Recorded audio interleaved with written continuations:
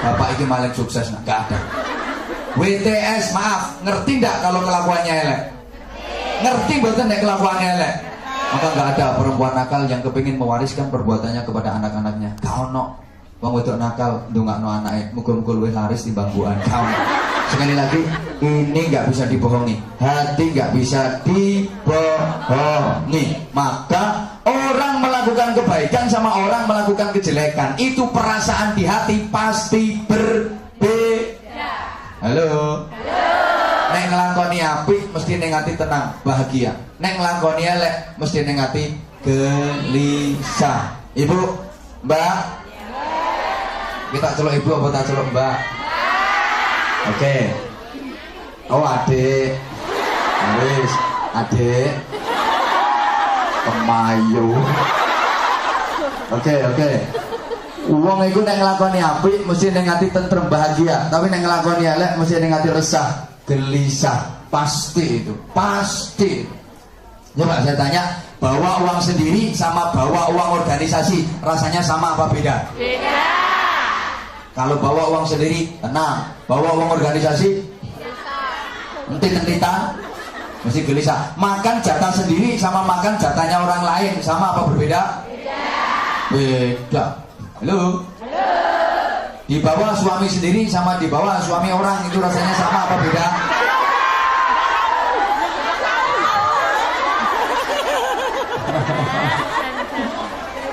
Halo. Halo. Jangankan manusia, kucing saja ngelakoni apik karo ngelakoni elek itu sikapnya berbeda. Perhatikan kucing, kalau yang dilakukan baik pasti dia tenang. Kucing makan pindang dikasih majikan. Saya bukan bermaksud membanding-bandingkan majikan dengan sampean. Jangan terlalu sensitif, Pak. Ada kucing dikasih pindang sama majikannya, resmi itu milik dia, di tempat biasa dia makan, pasti tenang dia makan. Mesti anteng, mangan iso khusyuk, ngalang-ngali sholatnya sampean. Karena sampean sholat gak pernah khusyuk. Lah wong enak-enak ruko diceluk majikan kewakilan dia. Sholat dengan majikan itu penting majikan.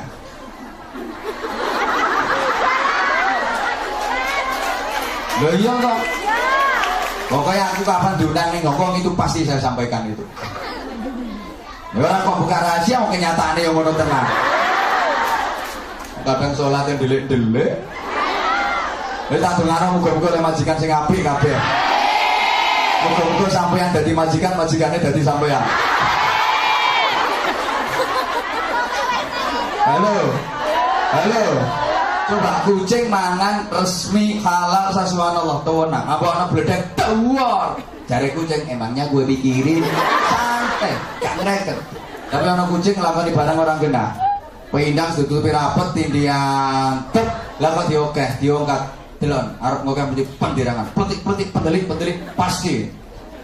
Pasti lemek so diokeh. Ana wong lewat sriwet peledet melayu. Apa ndase mlebu separo lebih badan. Itu kucing yang lakoni gak ngena. Maka cirinya orang yang baik, halo. Al khairu yuhibbul khaira wasyarru yuhibbus syarra.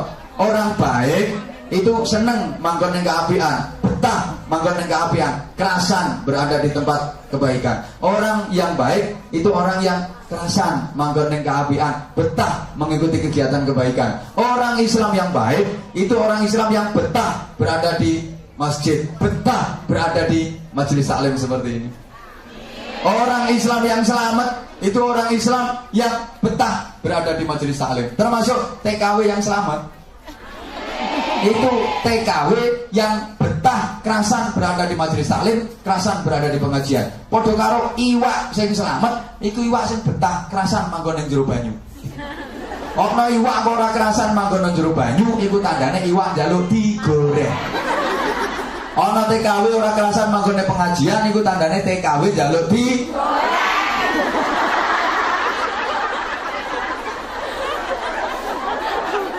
Ini kata Pak Konsul Kajari tadi kan akar 63 itu nggak bertambah.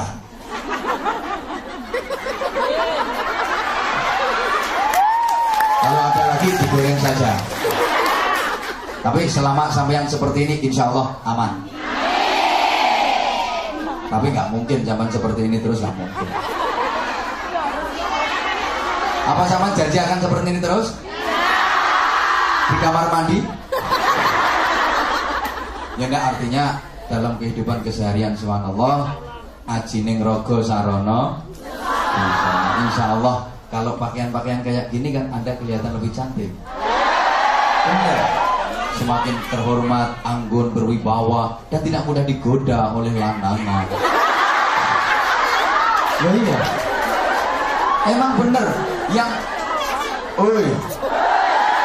kalau saya ngaji di daerah Indonesia sana tak sampai no dadi wong wedok supaya selamat coro jajan tiru lemper Nogosari rukun aman gak dirubung laler soalnya bungkusan rapet ojo tiru bikang wis sudah ngeloweh bisa dirubung laler. Bener, rata-rata kasus-kasus pemerkosaan yang terjadi yang ada itu kesalahan dari pihak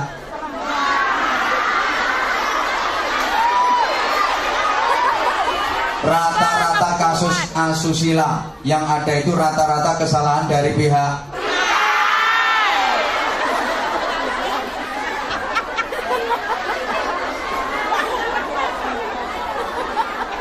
salahnya pakaian merangsang, menantang, bikin tegang. Kan sekarang mode kan pakaian dalam jadi pakaian luar, mentok ngetok bawah pakai bupati buka paha tinggi roket daukur mefet selakangan atas sekwilda menampakkan sekitar wilayah belian pakaiannya itu kayak gini seret ya Allah sini Bromo sini Galunggung putu ya Allah saya itu udah kadung dipanggil kiai boh kiai temen boh enggak tapi udah kadung dipanggil kiai itu saya rodok nom lah sering kelihatan kayak gitu ya Allah bener kula niku lek ngertos ngoten niku Masya Allah yo seneng jadi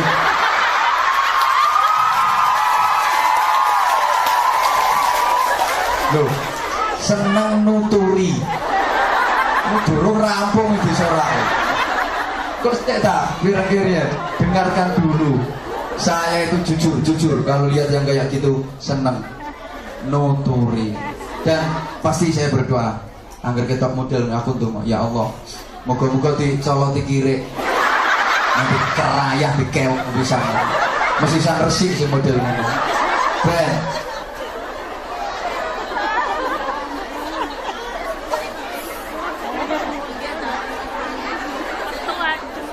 halo hati fuadun ya sekarang saya kirim pemahamannya tak kirim pemahamannya di sini mbak tak kirim pemahamannya dulu kolbu tadi di mana kolbu tadi di mana rupanya cerdas tak potongan tapi cerdas informasi yang masuk ke otak manusia itu sumbernya dari mana otak mana informasi yang masuk ke otak kita itu sumbernya dari mata dan telinga. Dari mata dan apa yang dilihat mata, apa yang didengar telinga masuk ke dalam otak. Ditimbang-timbang oleh otak, kemudian turun ke hati, tertanam di hati, muncul secara spontan jadi perilaku. Saya ulang. Apa yang dilihat mata, apa yang didengar telinga itu masuk ke otak, ditimbang-timbang oleh otak, turun ke hati, tertanam di hati, muncul spontan jadi perilaku, jadi akhlak. Maka perilaku, akhlak, moral, karakter itu tergantung apa yang masuk dan tertanam di hati. Kalau yang masuk dan tertanam di hati baik, maka muncul jadi perilaku baik. Tapi kalau yang masuk dan tertanam di hati jelek, muncul jadi perilaku gampangannya guys. Contoh seperti sering saya sampaikan, ketika kita bersin diucapkan apa? Alhamdulillah. Itu karena memang yang masuk dan tertanam di hati kita Allah Maka begitu spontan keluar alhamdulillah, yang diucapkan pasti baik. Tapi maaf, kadang kan ada orang yang bersin itu yang diucapkan bukan alhamdulillah, bukan menyebut nama Allah, tapi malah nama-nama makanan. Wakeh ngono. Bakso, soto, ono es teh, ada wajib. Itu maaf, berarti yang masuk dan tertanam di hatinya adalah departemen perbadokan. Ini spontan kok, spontan, bener spontan. Iya, kita lagi jalan, kaki terantuk batu, sikil kesandung batu, jebret, innalillah, masya Allah, ya Allah. Ini memang yang masuk dan tertanam di hati kita Allah, maka metune apik. Tapi kadang ada orang yang lagi jalan kesandung jebret, yang diucapkan malah nama-nama binatang. Pokoknya kewan sikil papat yang metu kabeh. Itu berarti kelakuannya kelakuan binatang. Oh no, wedok bisa melakukan asu, ya Allah. Kesandung jebret, jarang, ya. Itu berarti wataknya watak jarang. Itu ini mau wedok itu jarang persis. Polanya kaya jarang, gidrang-gidrangnya kaya jarang, rambutnya ya kaya jarang. Halo. Nguyuh ya kaya jarang. Mau panjang jarang. Sorry. Ini sekali lagi karakter. Maka otak, hati harus dilatih dengan ucapan yang baik. Halo. Iki mudun diawasi. Kau berpaling dariku. Otak, hati harus dilatih. Latihannya dengan ucapan-ucapan yang baik. Bukankah ucapan yang baik itu menentukan akhir hayat seseorang? Man kana akhiru kalamihi la ilaha illallah dakhalal jannah. Barang siapa yang akhir ucapannya di dunia itu adalah kalimat tauhid la ilaha illallah, maka dia akan masuk surga. Ucapan menentukan. Maka tolong perhatikan, ada satu ungkapan, ada satu dalil yang sering juga saya pakai, cuma belum saya sampaikan ke sampean. I hear, I forget. I see, I understand. I go, I remember. Balani nih, gak iso. Gak bisa diulang siaran radio soal. Halo. Sami'na fanasina. I hear, I forget. Nanti reken no. Entah angen-angen kok kaya wong bento. Saya dengar, saya lupa. Uy. Pergi. Capek lu gue. I hear, I forget. Saya dengar, saya lupa. Sesuatu itu kalau cuma didengar mudah terlupakan. Saya ulang, sesuatu itu kalau cuma didengar mudah terlupakan. Biasanya ngaji juga begitu. Ngaji ku nek cuma ngaji kuping, iku sing sering mlebu kuping tengen, metu kuping tengen. Metu kuping kiwa lumayan. Isek masuk ono labete. Ini mendal. Jadi masuk kuping kanan, keluar lagi kuping kanan, mendal. Maka jangan hanya pakai telinga. Sesuatu yang hanya berdasarkan telinga itu sering salah faham dan sering menimbulkan faham yang salah. Kan banyak fitnah itu gara-gara bisik-bisik tetangga. Gak harus tetangga. Gara-gara ini. Halo. Maka terusannya I see, I understand. Ya, tiba-tiba kau gede-gede dulu. Saya nggak tahu kalau di belakang saya banyak orang-orang besar. Mana usah kali takut besar apanya? Ya besar orangnya. Saya lihat, saya mengerti. Pak, ngomong ada ngrungokno sampeyan ra ngrungokno aku. Saya lihat, saya mengerti. Kalau dilihat itu lebih mudah dimengerti daripada sekedar didengar.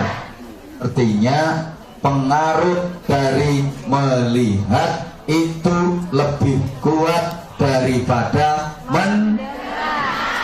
Saya ulang. Mbak, nang lu Mbak aja omong apa, Mbak? Oh, yang wong arek-arek gak nyawang aku terus nyawang sampean. Iya, kuning sampean sampean gawe wedak ning aku ora. Nanti aslinya aku wis gosong ini iki. Iya, meskipun gosong tapi alhamdulillah banyak juga yang ngelokno aku ireng. Saya lihat, saya mengerti. Kalau dilihat itu lebih mudah dimengerti. Mulane setitik ngaji itu daripada sekedar ngrungokno ngangge kuping, lebih cepat masuk ke otak yang langsung dibaca. Membaca itu pengaruhnya lebih kuat daripada mendengar. Maka hati-hati menggunakan mata. Apa yang dilihat oleh mata masuk ke otak, ditimbang oleh otak, turun dalam hati. Kemarin sempat saya sampaikan, halo, mata kalau benar penggunaannya, subhanallah, pahalanya luar biasa. Ada dua mata yang kelak di akhirat tidak akan pernah tersentuh api neraka, gak akan pernah terjamah api neraka, gak akan pernah terbakar api neraka. Kalau penggunaan mata itu baik. Satu, mata yang sering digunakan untuk menangis karena takut kepada Allah, menangis karena menyesali dosa yang pernah diperbuat. Dua, mata yang digunakan untuk melihat dan menyaksikan kebesaran Allah SWT, diambil hikmahnya. Juga mata yang digunakan untuk baca Quran, baca kitab, baca buku-buku ilmiah yang manfaat. Pokoknya mata yang digunakan untuk melek ngaji kayak ini, mulane nang ngaji melek. Halo. Sing merem tolong jonggrokno pisan. Ngeruweti. Merem niku nulari kok. Yang paling kuat adalah I remember. Saya kerjakan, saya teringat. Saya ulang, saya kerjakan, saya teringat. Perilaku lahir itu pasti membekas ke dalam batin. Ketika kita lakukan, kita pasti akan selalu teringat. Bahkan, tolong perhatikan, apapun yang direkam oleh otak kita itu tidak pernah hilang, hanya tertindih oleh kepentingan sesaat dan suatu ketika bisa muncul kembali. Halo. Apapun yang direkam oleh otak kita itu nggak pernah hilang, hanya tertindih oleh kepentingan sesaat dan suatu ketika bisa muncul kembali. Saya tanya, jawab yang jujur.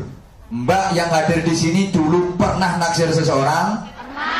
Pernah naksir seseorang? Tapi nggak kesampaian? Kasihan deh. Saya juga pernah, jujur.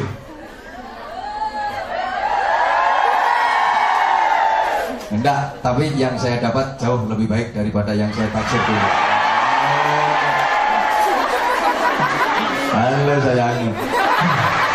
Jujur, saya juga pernah menaksir seseorang, tapi orang yang saya taksir nggak naksir saya. Saya pernah. Saya nggak merasa patut untuk dikasihani. Kenapa? Karena yang saya taksir dengan yang saya itu justru lebih baik yang saya dapat. Oh, lebih baik yang dapat. Justru yang dulu saya taksir nggak mau itu pasti sekarang menyesal luar biasa dia.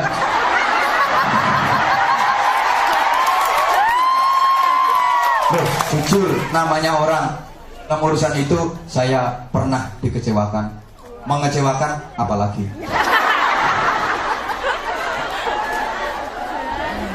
Nggak, mudah-mudahan kita semua yang hadir ini tidak pernah dikecewakan dan tidak akan pernah mengecewakan. Amin murah arah mandi, karena itu nggak mungkin terjadi. Subhanallah. Halo. Kita rata-rata dulu pernah menaksir seseorang tapi nggak kesampaian. Suatu ketika bisa ingat kembali nggak? Suatu ketika bisa ingat kembali nggak? Bahaya. Ojo diterus-terus no. Saya tanya lagi, waktu kecil dulu, halo? Yang datang di sini waktu kecil dulu pernah nyuri nggak? Siapa yang nggak pernah nyuri sama sekali angkat tangan?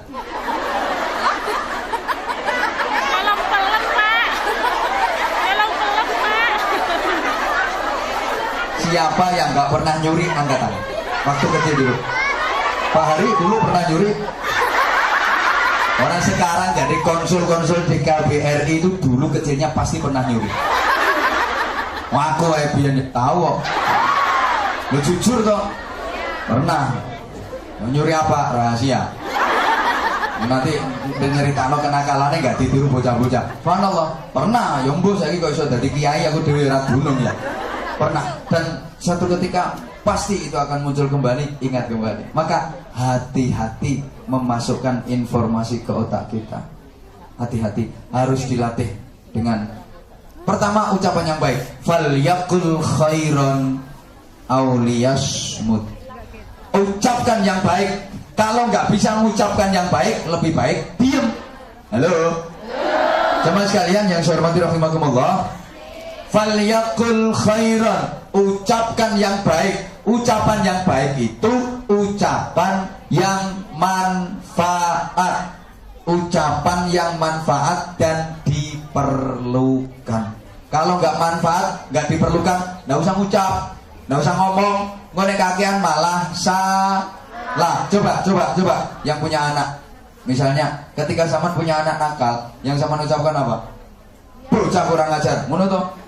Hei, bocah kok nakal, bocah kok kurang ajar, anak nakal, anak kurang ajar. Dengan sampean ucapkan anak nakal, anak kurang ajar, kira-kira nakalnya, kurang ajarnya waras napa mboten? Malah dadi malah nemen padha karo sampean dongakno. Anak kurang ajar. Pas ana malaikat amin. Anak kurang ajar temen iku dongane sampeyan. Apalagi ibu-ibu ku biasanya rada merawat ning anak. Ibu-ibu iki lho. Rada merawasno, sing wis ibu, sing mbak belum. Yang sudah ibu biasanya merawasno. Kenapa? Marah sama suami, mantul sama suami, gak berani, akhirnya anak sing dimusuh. Itu rahasia perempuan seperti itu memang. Nang wong lanang mantul gak wani, anak sing dimusuh. Subhanallah. Kadang anak bocah kualat. Ya Allah, kena kualat teman mandi ucapannya sampean dhewe. Lah nek anak sampean kualat berarti sampean mbok-mbokane. Lah sampean meteng iku berarti gembel wong. Sampean manak nguweden kuwi yang ngetokno wong. Nah sampean gerangane wong kualat. Jangan seperti itu. Coba ketika anak nakal zaman astagfirullah, subhanallah, ya Allah, kira-kira jadi marah enggak? Gak kira ana wong marah karo zikir. Ketok anak kok subhanallah. Yakin gak mungkin. Gak mungkin jadi marah. Wis sampeyan nggo sapu ya, nggo sapu, kadang mbok seblek anakmu. Misale wis Yus pokoknya sing apil lah, apa subhanallah, apa Allahu Akbar. Nek Allahu Akbar kok kaya ate nglawan setan kan sampeyan. Ya ojo terlalu Allahu Akbar lah. Iku kaya tani arep mateni wong kafir ae. Lha nek nganten anyar. Oh. Nganten anyar gak apa-apa. Dalam kamar Allahu Akbar. Biar mertua dengar wah lagi sholat. Allahu Akbar. Dipikir sholat padahal ya sholat. Ya, padahal sholat gitu. Lah nek musuh anak ya Allahu Akbar. Ya Allah. Astagfirullah, subhanallah. Andaikan itu memukulnya bukan karena nafsu. Andaikan terpaksa kok nyebles tenang, itu nyeblesnya bukan karena nafsu dan tidak ditunggangi setan. Karena setan gak mungkin barengi wong sing zikir. Iya, andaikan terjadi. Tapi insya Allah ketika yang kita ucapkan astagfirullah, masya Allah, ya Allah, mungkin jadi marah. Gak mungkin jadi marah. Saya ngomong-ngomong, marah itu boleh apa enggak?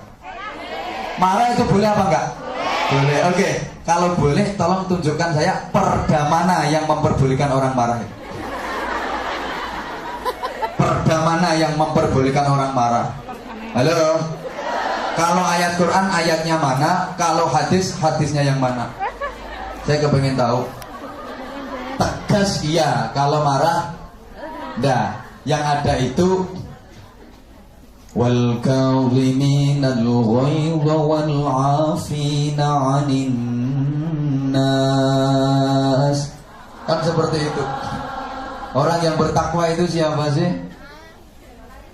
Orang yang mampu menahan amarahnya dan mudah memaafkan orang lain.